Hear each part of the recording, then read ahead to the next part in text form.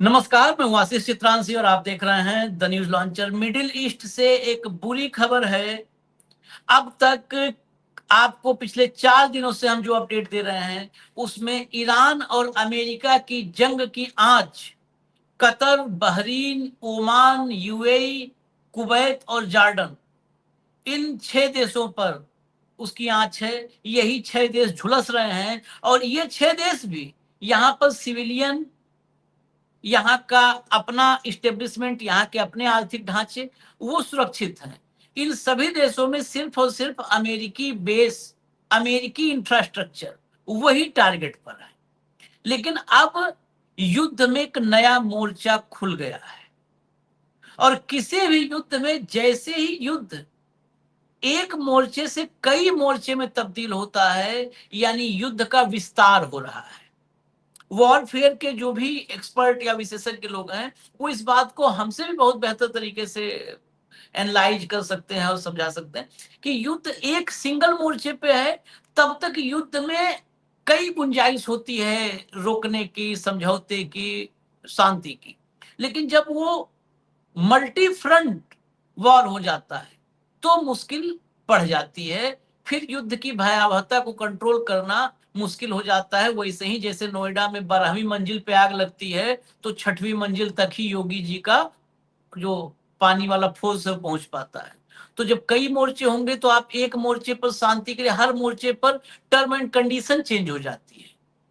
तो आप शांति तक आपकी पहुंच, पीस तक आपकी पहुंच कम हो जाती है क्योंकि सबकी अलग अलग डिमांड होती है। और कभी भी किसी भी पीस डील में जितने कम टर्म एंड कंडीशन, शर्तें जितनी कम होती हैं रास्ता उतना आसान होता है। शर्तें बढ़ती जाएंगी तो रास्ता कठिन होता जाएगा।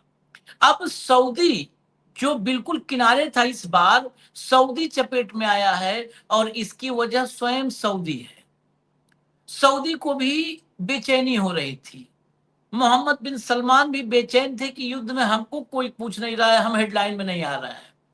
तो ईरान से खामनेई साहब के सुबुद खाक जो अंतिम संस्कार था उसके बाद जो जहाज यमन जा रहा था, यमन के सना एयरपोर्ट पर अटैक कर दिया सऊदी अरब ने।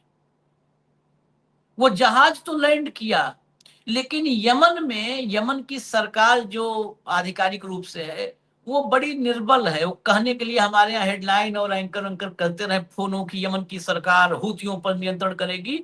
हूतियों पर, यमन में हूतियों पर नियंत्रण करना यमन की सरकार की औकात में नहीं है। और लेबनान में हिजबुल्लाह पर कंट्रोल करना लेबनान की सरकार की औकात में नहीं है। ये बिल्कुल साफ समझ लीजिए आप। तो यमन में हूती आ गए एक्शन में और हूतियों ने सऊदी अरब के एयरपोर्ट और बेस दोनों पर मिसाइल और ड्रोन की बारिश कर दी और दोनों के बीच भयंकर जंग की स्थिति बन गई है। मतलब बड़े पैमाने पर दोनों तरफ से मिसाइल और ड्रोन अटैक शुरू हो गए हैं। इससे खतरे में क्या है? खतरे में सऊदी अरब और यमन, हूती और एमबीडी कितने हैं, एमबीएस, वो महत्वपूर्ण नहीं है। खतरे में बाब अल मंदेब है। अभी होर्मुज ने ही पूरी दुनिया चक्र-घिन्नी कर रखा है। अगर बाब अल मंदेब बंद हो गया साथ ही, क्योंकि बाब अल मंदेब ये हूतियों के बिल्कुल टारगेट पर है। ये उनके जैसे ईरान यहाँ एलजीसी के लिए होर्मुज है, वैसे ही हूती के लिए बाब अल मंदेब है। बाब अल मंदेब का बंद होना पूरी दुनिया के लिए जो स्थितियां हैं, भयावहता जो है, इसको 2 गुना नहीं, फिर मोदी जी के फॉर्मूले के अनुसार 2AB एक्स्ट्रा भी आ जाएगा। मतलब भयावहता सिर्फ डबल नहीं होगी, डबल से ज्यादा हो जाएगी और मुश्किलें जब डबल से ज्यादा हो जाएंगी। जरा भाव को लाइए, फिर हम चलें जरा हूती, यमन और सऊदी की तरफ। स्वागत है भाव। लाइए जरा हेडलाइन लाइए। सऊदी अरब ने सना एयरपोर्ट पर बरसाई मिसाइलें, जो फुटेज और वो सब है हम आगे ट्वीट में दिखाएंगे, पहले खबर को देख लीजिए। सना एयरपोर्ट यमन में, इस पर मिसाइल बरसाई। किसने बरसाई? पहले देखिए, सऊदी अरब ने। ट्रंप के समर्थन के बाद हूतियों से सीधी भिड़ंत। यहां पर भी ट्रंप का नाम, यहां पर ट्रंप और ईरान दोनों की एंट्री हो गई है। ईरान हूतियों के समर्थन में आ गया और ट्रंप ने तो ये हमले करवाया। ट्रंप ने एमबीएस को कहा कि चलो आगे बढ़ो, तो वो काहे बैठता। गुरुजी ने कहा तू आगे बढ़ गया और उसने सना एयरपोर्ट पर मिसाइल बरसा दी। आगे चलिए, उसके बाद क्या हुआ।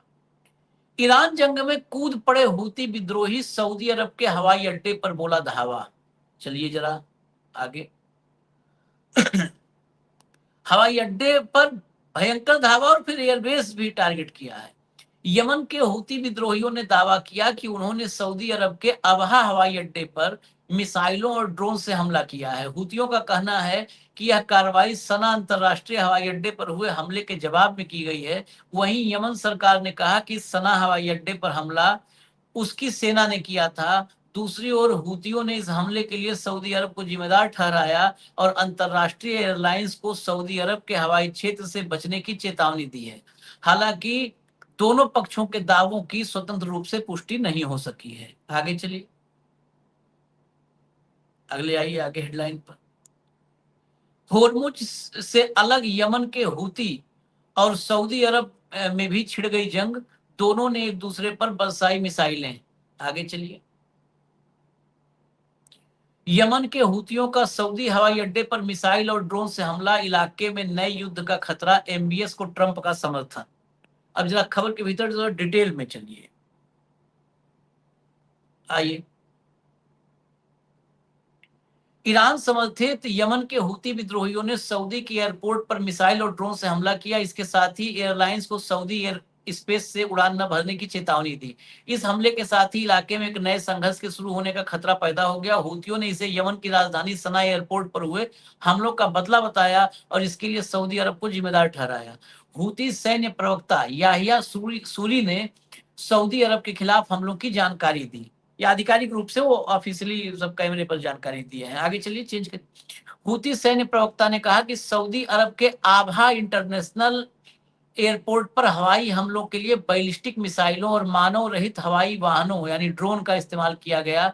उन्होंने सभी एयरलाइंस को सऊदी अरब के हवाई क्षेत्र के ऊपर से उड़ान नहीं भरने की चेतावनी दी। सूरी ने कहा कि जब तक सना हवाई अड्डे पर प्रतिबंध नहीं हटाए जाते तब तक इन चेतावनियों को गंभीरता से लिया जाना चाहिए। आगे चलिए। हूती विद्रोहियों और सऊदी अरब के बीच ताजा तनाव सना हवाई अड्डे पर हवाई हमले के बाद शुरू हुआ। इस हमले की जिम्मेदारी यमन की सऊदी समर्थित सरकार ने ली है। दरअसल यमन की राजधानी सना समेत एक बड़े हिस्से पर हूती विद्रोहियों का नियंत्रण है। अब यही मैंने कहा था ना, पहले से यहीं से क्लियर हो गया। यमन की राजधानी पर भी हूतियों का विद्रोह है और यमन का जो समुद्र से लगा हुआ, मतलब यमन का जो बंदरगाह वाला इलाका है जहां से व्यापार होता है, जो पोर्ट है, जो समुद्र में कंट्रोल रखते हैं, वहां भी यानी व्यापारिक इलाकों पर भी हूती का कब्जा है और राजधानी पर भी हूती का कब्जा है। तो सरकार क्या है? सरकार वही है कि कहने के लिए कि वहां पर एक कमरे से चलाओ और अमेरिका और सऊदी का समर्थन ले लो। तो वही बाकी हिस्से पर सऊदी समर्थित यमन सरकार का कंट्रोल है, जिसे अंतरराष्ट्रीय मान्यता प्राप्त है। देखिए आगे लिख भी दिया, जो मैं बोला कि अंतरराष्ट्रीय मान्यता प्राप्त है। यमन की सऊदी समर्थित सरकार ने कहा कि उसकी सेनाओं ने एक ईरानी विमान को उतरने से रोकने के लिए सना हवाई अड्डे पर हमला किया। ईरानी विमान में हूती प्रतिनिधिमंडल सवार था, जो ईरान के सर्वोच्च नेता अली खामनेई के अंतिम संस्कार में शामिल होने के बाद वापस लौट रहा था। अब बताओ, आप यहीं पर गलत सही फैसला कोई कर ले। ईरान के सर्वोच्च लीडर के अंतिम संस्कार से शामिल होकर के जो लौट रहे थे, उनको हवाई जहाज उनका उतर ना पावे इसलिए तुम मिसाइल गिरा दोगे, तो फिर तुम्हारी आरती उतारेंगे। वो कहां जाए? वहीं से यमन से गए, वहां पे शामिल होकर के लौट रहे हैं। न वो पटाखा फोड़ रहे हैं, न बम फोड़ रहे हैं। यमन के रक्षा मंत्रालय ने आरोप लगाया कि हूतियों ने ईरानी विमान को देश के हवाई क्षेत्र का उल्लंघन करने की अनुमति दी। इसके लिए सना हवाई अड्डे के रनवे को निशाना बनाया गया। और आगे चलिए। हूतियों और सऊदी के बीच शांति का दौर खत्म। इन हमलों के साथ ही सऊदी अरब और ईरान समर्थित हूतियों के बीच 4 साल से चली आ रही शांति के खत्म होने का खतरा पैदा हो गया है। मार्च 2022 में हूती विद्रोहियों से सऊदी ऊर्जा ढांचों पर हमलों के बाद दोनों पक्षों में युद्ध विराम लागू हुआ था। मतलब पिछली बार भी तभी युद्ध विराम हुआ था जब सऊदी ऊर्जा ढांचों पर इन्होंने हमला किया था। मतलब ये सब लतखोर है बेसिकली, अब नहीं शब्द कहना चाहिए, लतखोर है। जब इनको मारो तो ये कहते हैं अब शांति कर लो, शांति समझौता होगा, जो आधिकारिक तौर पर खत्म होने के बाद काफी हद तक कायम है। इसके बाद सऊदी अरब के खिलाफ हूती विद्रोहियों का ये पहला हमला है 2022 के बाद। आगे चलिए। इसी बीच अमेरिकी मीडिया आउटलेट एक्सियोस ने अपनी रिपोर्ट में बताया है कि अमेरिकी राष्ट्रपति डोनाल्ड ट्रंप ने सऊदी अरब को अपना समर्थन दिया है। रिपोर्ट में अमेरिकी अधिकारियों के हवाले से बताया गया कि सऊदी क्राउन प्रिंस मोहम्मद बिन सलमान ने हूती ठिकानों के खिलाफ सैन्य अभियान शुरू करने से पहले अमेरिकी राष्ट्रपति से मदद मांगी थी। ट्रंप ने इसके लिए अपना समर्थन दिया था। क्लियर हो गया? अब खबर में क्लियरिटी पूरी आ गई। अब भावुक पास चलते हैं। इसके बाद हम आपको विजुअल, बाइट, ट्वीट सब दिखाएंगे। जो आधिकारिक है, ऑफिशियल हूती की तरफ से और सब जगहों से, वो सब दिखाएंगे। लेकिन अभी पहले चलते हैं। भाऊ, एक और मोर्चा खुल गया, क्योंकि भयंकर जब मिसाइल और ड्रोन शुरू हो गया तो खुल गया मोर्चा। मुझे लगता है आशिष जी, ये लिपापोती है, ये मीडिया में एक प्रोपेगेंडा है कि उन्होंने मदद मांगी थी। मुझे बताइए, ये शांति समझौता कंटिन्यू था, ठीक है?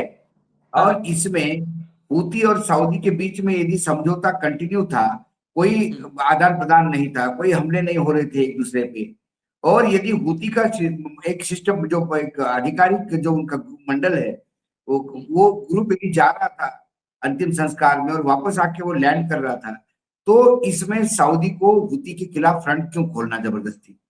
मुझे लगता है कि ईरान के जो 2-3 समर्थक है उसी क्षेत्र में, जो ईरान को लॉजिस्टिकली भी मदद करते हैं, ईरान उनको मदद करता है।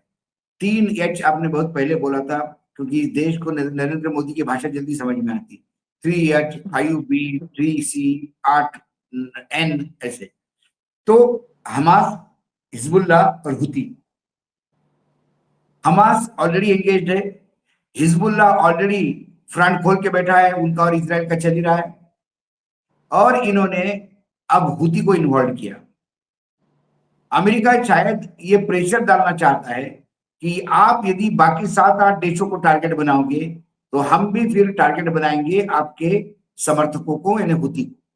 लेकिन अमेरिका फिर वही जो हारमुज में 20% ले रहा, वैसे ही इनको उसका तो दिया, हम तुम्हारे साथ है ना, नेताजी संघर्ष करो, हम तुम्हारे साथ है, पीछे मुड़ के देखा तो कोई नहीं।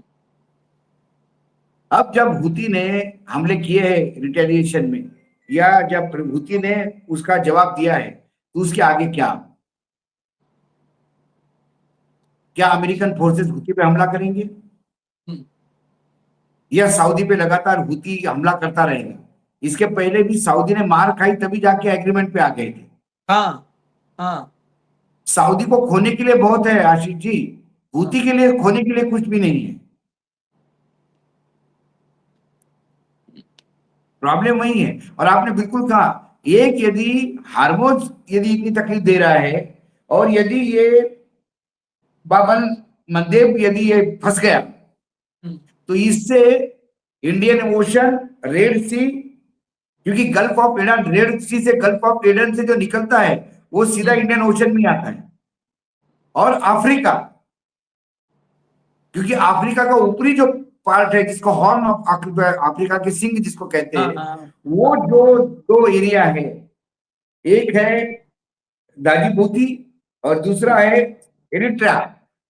ये दोनों जिबूती और इरिट्रिया, हाँ, ये जो है, ये दोनों यदि फंसते हैं, तो आप समझ जाइए, फिर अभी तक तो एशिया परेशानी में था हरमुज की वजह से, यदि बाबल मंदेब से फिर वही हरमुज जैसी स्थिति हो गई, तो फिर इंडियन ओशन, रेड सी और अफ्रीका,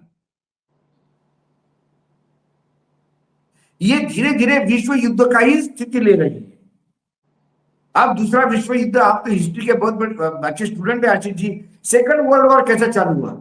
ऐसा ही चालू हुआ था ना, एक ने एक पे हमला किया, दूसरे ने उसको मदद की, तीसरे ने मदद की, देखते देखते वर्ल्ड इन्वॉल्व हो गया, और नागासाकी, मतलब हिरोशिमा नागासाकी तक मामले आ गए, पर्ल हार्बर तक मामले आ गए। अब ये हुती इन्वॉल्व हो गया, हुती वहां ब्लॉकेड करेगा, 2-2 जगह ब्लॉकेड आप निकालिए। और ये उस्काने वाली बात थी, जब आपका शांति समझौता चल रहा है, इसमें वहां सऊदी को, यहां सऊदी आक्रांता है भाई। हाँ, सऊदी जहाज वो अंतिम संस्कार से लौट रहे थे। हाँ, मतलब अच्छा, दूसरी बात, ये 100%, मुझे बताइए, ये क्या इन्होंने खुद बोला होगा कि साहब हुदी के साथ हमारा शांति समझौता चल रहा है, हमको बड़ी तकलीफ हो रही है, सब तो युद्ध चल रहा है, हमको लग रहा है हमको कोई पूछ ही नहीं रहा है, तो अमेरिका जी हम क्या करें, आप समर्थन दोगे? ये तो नहीं हुआ। मुझे लगता है America must have directed Saudi कि हाँ आप जरा ये हुती को ठीक करो, चेक करो इसको। यदि हम ईरान पे बमबारी करते, ईरान तुम पे करता है, तो तुम ईरान के मित्रों पे करो, हाँ। बता दो। अब इससे क्या हो गया, एक हूती को भी फ्रंट खोल दिया। हूती ने यदि इसमें और आक्रामकता की तो इसमें नुकसान अमेरिका का कुछ भी नहीं है, अमेरिका सिर्फ समर्थन देता है, अमेरिका समर्थन दे रहा है यूक्रेन को, मगर यूक्रेन के लोग रहे हैं, नुकसान यूक्रेन का हो रहा है, और बीच बीच में यूक्रेन को धमकाता भी है, उनके मिनरल्स अपने नाम पे करवाने की भी बात करता है, सऊदी को धमकाएगा, सऊदी को फिर बाद में ये भी धमकाएगा कि अब तुमको ये हमारी कंपनियां, ऑयल कंपनियां जो तुम्हारे यहां काम करती है, इसका मुआवजा भी दो।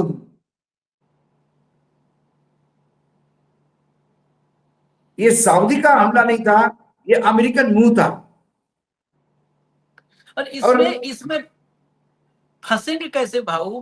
बाब अल मंदेब की इंपॉर्टेंस समझनी होगी। ये इसीलिए समझौता हुआ था क्योंकि पहले आप अक्सर, अभी काफी समय से बंद था नहीं, पहले अक्सर सुनते थे लाल सागर में हूतियों ने जहाज पर हमला किया।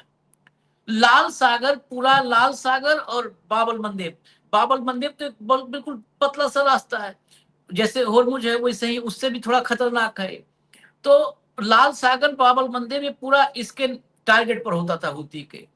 दुनिया का टोटल व्यापार जो है उसका 12% व्यापार बाब अल मंदेब से होता है। मध्यम से जाता और और इतना ये रास्ता इतना महत्वपूर्ण है, बेसिकली वैश्विक व्यापार को ये बाब अल मंदेब 14 दिन कम कर देता है, जो इधर से बिल्कुल उधर वाला है, बिल्कुल। 14 दिन। इंडियन तो ओशन से, इंडियन ओशन से रेड सी होते हुए आप अफ्रीका तक जाते हो, नहीं तो आपको केप ऑफ गुड होप से जाना पड़ता है, गुड होप से, हाँ, पूरा पूरा राउंड नीचे मार से। के जाना पड़ता है।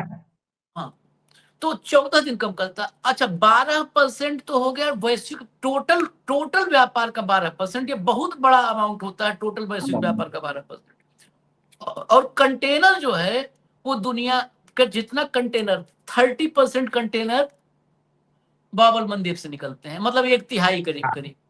अब सोचिए आप कि कितना ये खतरनाक है। और यमन में एक बात बहुत क्लियरिटी लोगों के दिमाग में होनी चाहिए जब किसी विषय पे हम आए।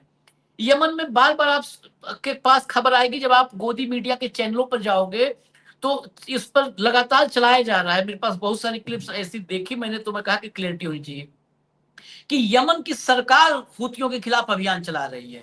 उसमें नहीं, सरकार लिख रहे हैं, उसमें ये भी नहीं बता रहे हैं कि सऊदी समर्थित। यमन की सरकार ने हूतियों के खिलाफ, यमन की सेना और यमन की सरकार। अब मैं आपको क्लियर कर दूं, मैं मजाक में नहीं कह रहा था कि एक कमरे में से चलने वाली सरकार। ये वो हैं जिनके पास कोई हैसियत नहीं है, हूती से क्या लड़ेंगे? जो बोल रहा हूं क्रॉस चेक कर लीजिएगा सब लोग। 1990 में जब ये हूती बना, हूती नाम था एक नेता का, पूरा बदरुद्दीन अल हूती करके नाम था, तो उन्हीं के नाम पे हूती इसको कहा जाने लगा। उस समय जो यमन के राष्ट्रपति थे उसके भ्रष्टाचार के खिलाफ ये इकट्ठा हुए थे, ऐसे नहीं था कि भ्रष्टाचार के खिलाफ। ये सिया जैदी हैं, सिया जैदी, जैदी हमारे यहाँ भी होते हैं, लोग लिखते हैं आगे जैदी। तो जैदी, सिया जैदी समुदाय, ये बहुत बड़ी संख्या है यमन में, ये इकट्ठा हुए। 2014-15 में इन्होंने सना, जो यमन की राजधानी है, उस पर कब्जा कर लिया, और जो यमन का राष्ट्रपति था वो देश छोड़ के भाग गया। अब बताइए, जो सरकार लड़ रही है उसका राष्ट्रपति भाग चुका है, राष्ट्रपति भाग चुका है। आप समझ लो कि किस कमरे से, कितने बीएचके से सरकार चल रही है, और कितने बीएचके में इसकी सेना होगी।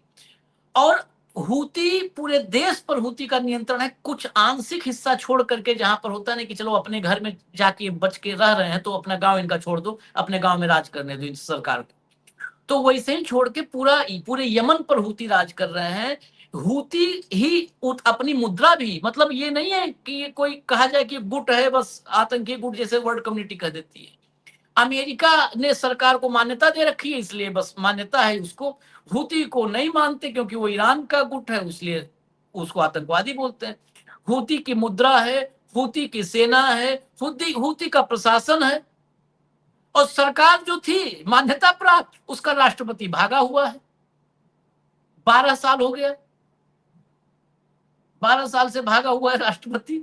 अब बताइए आप कि यमन में क्या है इनका और कौन कर रहा है ये अमेरिका जो भी भवन का है कि ये इंस्ट्रक्शन पे करवाया जा रहा है, लेकिन करवा करके उल्टा काम कर रहे हैं। कितना खतरनाक। आगे जरा चलिए, जरा मैं कुछ ट्वीट्स वगैरह दिखा दूं, फिर चलता हूँ भवन। उसके पहले आशिष हाँ। जी, ये भी हम्म, आप उनको पूछो एडिटर साहब को, एक हम्म, मैप आया है अभी, हाँ, हाँ, एग्जैक्टली वो बिल्कुल क्लियर कट बता देता है कि रेड सी और हाँ, कहां से हाँ, gulf of Aden. Gulf of हाँ, एडन जो है वो इंडियन हाँ, ओशन का ही पार्ट है। हाँ, gulf of Aden Indian ocean शुरू हो जाता है वहां से। हाँ, तो वो जो हाँ, मैप है उससे क्लियरिटी के हाँ। साथ दिखेगा। अ, देख लीजिए जरा, मैप यदि दिखा मैं सकते हैं मैं तो। दिखा देना भैया। मैं हाँ दिखा देना तो हाँ, और क्लियरिटी आ हाँ, ये जाएगी। ये देखिए, देखिए। ये जो नीला है ये रेड सी हाँ, है ऊपर, हाँ, नीचे गल्फ ऑफ एडन है। ये हाँ, गल्फ ऑफ एडन के आगे इंडियन ओशन है। तो रेड सी से सीधा आप इंडियन ओशन आ सकते हैं।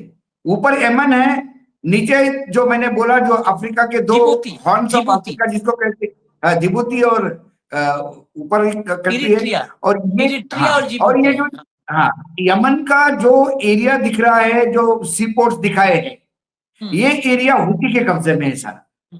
सारा है जिबूती में। हाँ, तो आप इंडियन ओशन मतलब रेड सी में घुस ही नहीं सकते, क्योंकि रेड सी में घुसते से आपको बगैर हुती के परमिशन से आप वहां से नहीं जाओगे।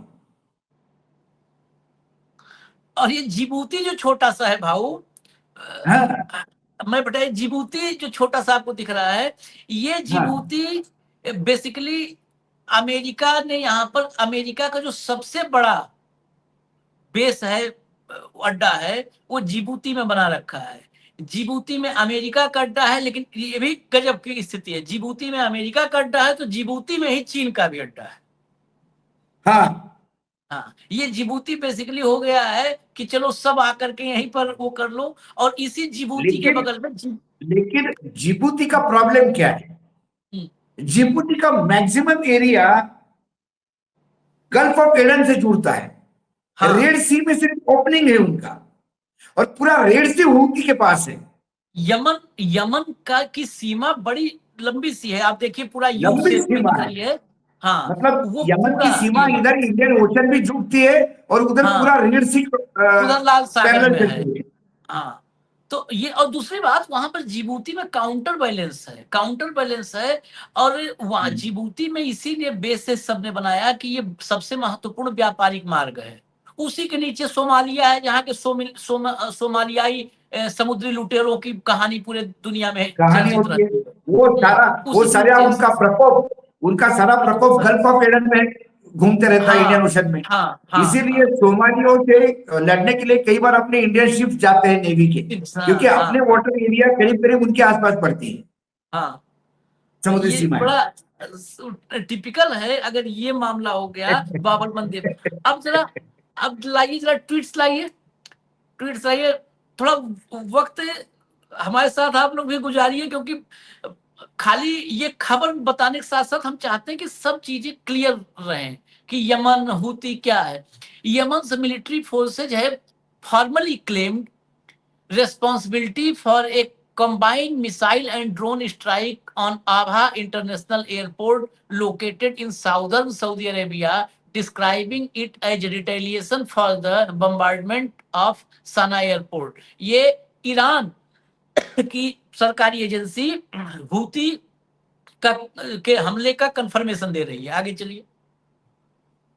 Yemeni missiles and drones hit Abha airport after Saudi assault on Sanaj International Airport. आगे चलिए, ये प्रेस टीवी।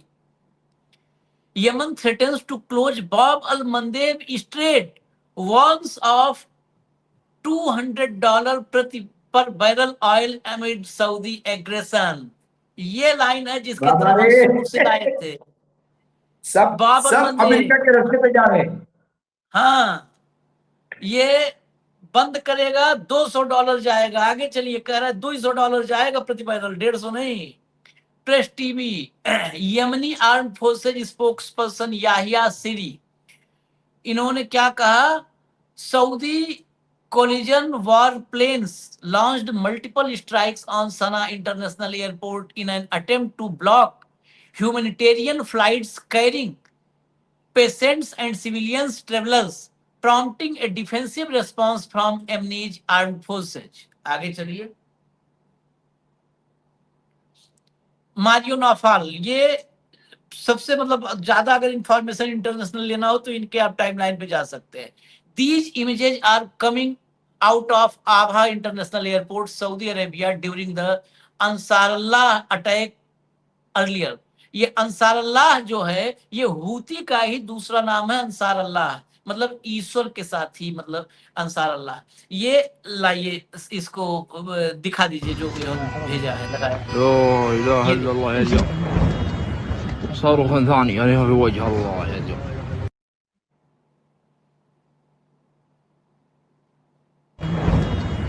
صاروخا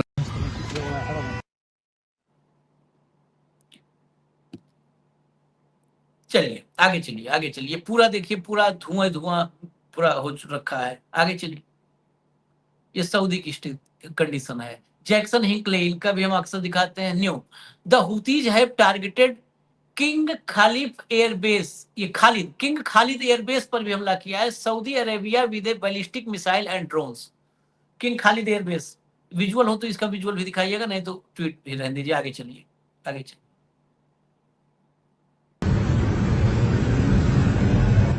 ये देखिए, ये ब्लैक एंड व्हाइट किया गया है क्योंकि इसमें तमाम मतलब भयानक तस्वीरें हैं, भयावह हैं।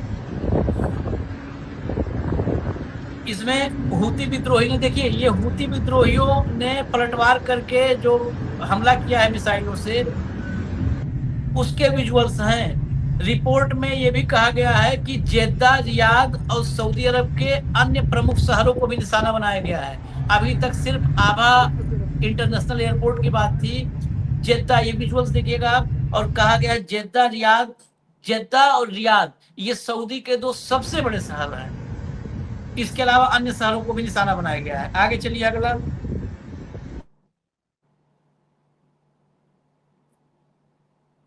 نفذت القوات المسلحة اليمنية عملية عسكرية نوعية استهدفت مطار أبها الدولي، وذلك بعدد من الصواريخ البالستية والطائرات المسيرة، وقد حققت العملية أهدافها بنجاح بفضل الله. إن العدو السعودي بقراره الأرعن بالهجوم الظالم على مطار صنعاء الدولي يتحمل كامل المسؤولية والعواقب الوخيمة حيال هذا العدوان الغاشم الذي يخدم العدو। यही जिनकी चर्चा हो रही है कि ऑफिशियल स्टेटमेंट जारी करता है हूती भी, जैसे यहाँ आईआरजीसी करती है, वही सिस्टम है पूरा का पूरा। याहिया सरी यही है जो आपको स्क्रीन पर दिख रहे हैं, ये हूती के सैन्य प्रवक्ता हैं इन याहिया सरी, और वीडियो बयान जारी किया इन्होंने कि आपराधिक सऊदी आक्रमण के जवाब में यमन के सशस्त्र बलों ने कई बैलिस्टिक मिसाइलों और मानव रहित हवाई वाहनों का उपयोग करते हुए आभा अंतरराष्ट्रीय हवाई अड्डे को निशाना बनाया। ये तमाम इंफॉर्मेशन हमारे देश में भी कुछ पत्रकार जैसे मधुरेंद्र और उमाशंकर सिंह जी जैसे हैं, जो साथी जो लगातार अंतरराष्ट्रीय खबरों पर नजर रखते हैं, और विजुअल्स और तमाम बाइटें वहां से मिल जाती हैं। तो मधुरेंद्र ने भी ये डाल रखा था, वहां से हमने इसको आप तक पहुंचाया है। भाऊ, फाइनल कमेंट, युद्ध का विस्तार, मैं शुरू में यही कहा था युद्ध का विस्तार, अब विस्तार हो गया युद्ध का। नहीं, युद्ध का विस्तार क्या है? अभी विस्तार हूती और सऊदी का ये फ्रेश जो बाउट चल रहा है, ये इस युद्ध का विस्तार है। और अब इसमें अमेरिका वार्निंग देगा, फिर हूती ब्लॉक करेगा। आने वाला प्रॉब्लम और सऊदी के लिए बड़ा प्रॉब्लम होगा, क्योंकि सऊदी का रेड सी का पूरा बॉर्डर सऊदी का है। सऊदी ओपन अप रेड सी में होता है, सऊदी के लिए सबसे ज्यादा खतरा, और इस खतरे में ढेल दिया उसने, अमेरिका ने उनको, जैसा अमेरिका ने जापान को कर दिया था, याद है आपको इनिशियल स्टेज में? जापान ने मिसाइलें लाके बिल्कुल चाइना के मुंह पे कर दिया था, उसका जवाब नॉर्थ कोरिया ने दिया था। उनके वाटर एरिया में जाके एक मिसाइल गिरा, उन्होंने तुरंत विड्रॉ कर लिया। वो तो कम से कम अकल वाले थे, पहले भी मार खा चुके बेचारे, वो जानते युद्ध की भीषणता जापानीज। लेकिन सऊदी ने तो ये बिल्कुल पड़ा हुआ बांस जिसको कहते हैं, हूती को एक्टिव कर दिया इसमें। अभी तक हूती एक मतलब डॉर्मेंट था, पड़ा हुआ था कि चलो ठीक है, समय आने पे हम ईरान के साथ हैं, लेकिन वो अपने रेड सी की एक्टिविटी और बाब मंदेब में ही था। अब इन्होंने 2 जगह फ्रंट खोल दिए हैं और ये यदि और रिटेलिएट हो गया तो मुझे लगता है इसमें और सऊदी का नुकसान होगा। हम्म, रही यमन सरकार की बात, अब छोड़ दीजिए, उससे ना बात करें तो ज्यादा अच्छा है। हाँ, वो तो यमन मतलब वो हूती है, हुती यही समझ लो। लेबनान, यमन में तो कुछ भी नहीं होती सरकार के पास, लेबनान में तो थोड़ा बहुत लेबनान सरकार के पास है, बहुत कुछ है, हिजबुल्लाह बहुत कुछ से। है। हाँ, लेकिन यहाँ मतलब पर तो कुछ भी नहीं 40, है। भाई 40-60 आप मान सकते हो, 40% 60 सरकार के पास है, 60% हिजबुल्लाह के पास है। हिजबुल्लाह वहां तो 1090 है। यहाँ 90-10 है। हाँ, यहाँ सब वो उनके नाम के लिए पास है। सरकार है, आपको मान्यता दी है, एक कमरे में बैठो, हुती को पूछ के बाहर निकलते और हुती को पूछ के काम करते। चलिए, इजाजत दीजिए हमें, लेकिन ये स्थिति अब जिधर हम लोग नहीं चाह रहे हैं उधर ही जा रही है, पता नहीं क्यों। इजाजत दीजिए, अभी हम फिर आते हैं, और भी बहुत सारी अपडेट्स हैं। धन्यवाद भाऊ, बहुत बहुत धन्यवाद, नमस्कार।